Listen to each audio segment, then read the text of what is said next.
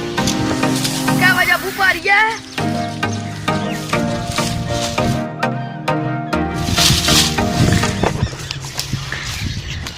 Gỗ khá cam mà sang nhiều gỗ khá cam mà vậy. ये चलो सही पे जी ये इंशाल्लाह सारी कप से हाथ बढ़ाना ठीक है जी। हाँ शुगर मिलना अच्छा इसमें बरसी चीनी